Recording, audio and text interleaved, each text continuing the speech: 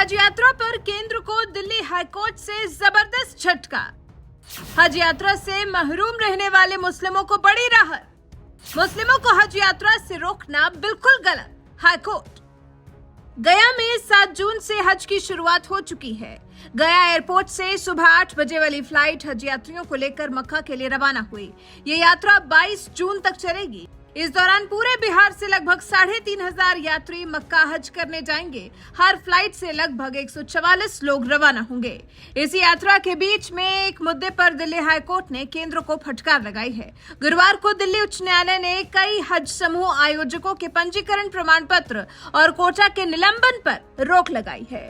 केंद्र ने हाजियों के लिए टूर ऑपरेटर के रूप में काम करने वाले कुछ हज समूह आयोजकों का पंजीकरण और कोटा पिछले महीने उस वक्त निलंबित कर दिया था जब ये समूह अलग अलग आधार पर अपात्र पाए जा रहे थे। इन आधार में उन तथ्यों को भी जानबूझकर गलत रूप से पेश किया जाना शामिल है जिनके कारण इन्हें पहले स्थान पर एचजीओ के तौर पर पंजीकृत किया गया था। अब केंद्र सरकार के इसी फैसले पर दिल्ली हाईकोर्ट ने एक्शन लेते हुए कई आयोजकों के पंजीकरण प्रमाण पत्र और कोटा के निलंबन पर रोक लगा दी है। कोर्ट ने कहा है, मुसलमानों के लिए हज केवल एक छुट्टी भर नहीं है बल्कि अपने धर्म और आस्था का पालन करने का एक जरिया भी है जो एक मौलिक अधिकार है। जस्टिस चंद्रधारी सिंह की अवकाशकालीन पीठ ने ऐसे 13 एचजीओ की याचिकाओं पर सुनवाई करते हुए कहा कि कोर्ट उन हाजियों को लेकर चिंतित है जो हज पर जाने का इरादा रखते हैं और जिन्होंने सऊदी अरब में मक्का सहित अन्य पवित्र स्थलों की 5 दिवसीय धार्मिक यात्रा के लिए याचिकाकर्ताओं को अग्रिम भुगतान किया है। साथ ही पीठ ने केंद्र सरकार को यह भी सुनिश्चित करने का आदेश दिया है कि टूर ऑपरेटरों की कथित चूक की वजह से हाजियों को कोई परेशानी न हो और वो बिना किसी बाधा के हज यात्रा पर जा सकें। जस्टिस सिंह ने बुधवार को ही आदेश में कह दिया था कि हज यात्रा और उससे जुड़े आयोजन धार्मिक प्रथा के दायरे में आते हैं जो भारत के संविधान द्वारा संरक्षित हैं और अदालत इस मौलिक अधिकार की रक्षक है। पीठ ने हज यात्रा के मुद्दे पर भी ये साफ किया कि अधिकारी याचिकाकर्ताओं को उनकी कथित चूक के लिए जारी किए गए कारण बताओ नोटिस पर अमल करते हुए जांच को आगे बढ़ा सकते हैं। हालांकि इस पर केंद्र ने पीठ से कहा, एचजीओ द्वारा किसी नियम या शर्त का पालन न किए जाने की सूरत में उससे संबंधित एचजीओ का पंजीकरण निलंबित या रद्द करने का अधिकार है। केंद्र ने फिर यह भी कहा, हम हाजियों के भाग्य को गैर अनुपालन वाले इन एचजीओ के हाथों में सौंपने का जोखिम उठाने को तैयार नहीं है।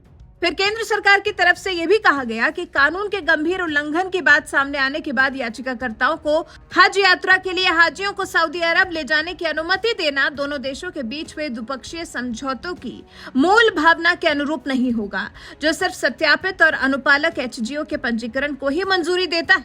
जिस पर कोर्ट ने केंद्र की बात को समझते हुए कहा, याचिकाकर्ताओं को पंजीकरण प्रमाण पत्र जारी करने और कोटे का आवंटन करने पर प्रतिबंध एवं शर्तें लागू की जा सकती हैं, लेकिन ये कदम हज यात्रियों के खिलाफ नहीं होना चाहिए जिन्होंने अच्छी नीयत से ऐसी संस्थाओं में तीर्थ यात्रा पर जाने के लिए पंजीकरण कराया था।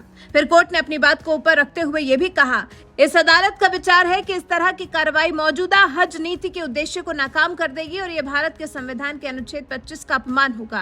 पीठ ने यह भी रेखांकित किया कि साल 2023 के लिए सऊदी अरब द्वारा भारत से 1,75,025 हज यात्रियों को भेजने की अनुमति दी गई है, जिनमें से 1,40,000 हज यात्री भारत की हज समिति की तरफ से और बाकी के 35,025 हज यात्री एचजीओ की तरफ से भेजे जाने हैं।